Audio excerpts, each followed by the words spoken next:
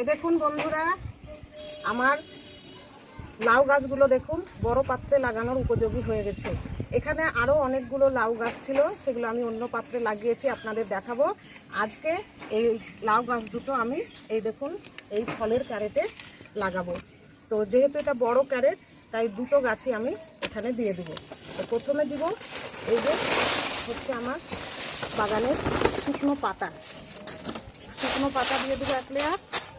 তারপরে এই যে হচ্ছে সবজির খোসা, এগুলো দিয়ে দিব 1 লেয়ার। এই দেখুন সবজির খোসা দিয়ে দিলাম। এবার এইখানে আমি মাটি রেডি করে রেখেছি।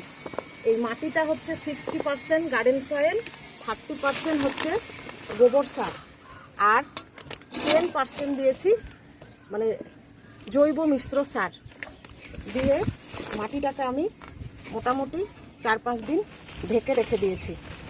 এই মাটিটাই আজকে আমি লাউ গাছ দুটো লাগাবো।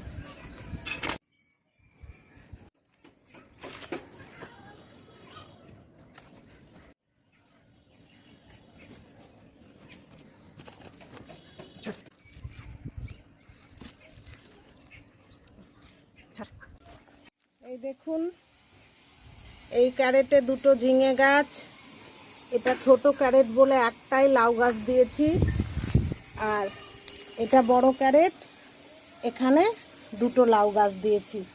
এখন 70% করে মাটি দিয়েছি, পরবর্তীতে যখন সার দেব তখন অল্প অল্প করে মাটি দিয়ে ক্যারেটগুলো ভর্তি করে দেব।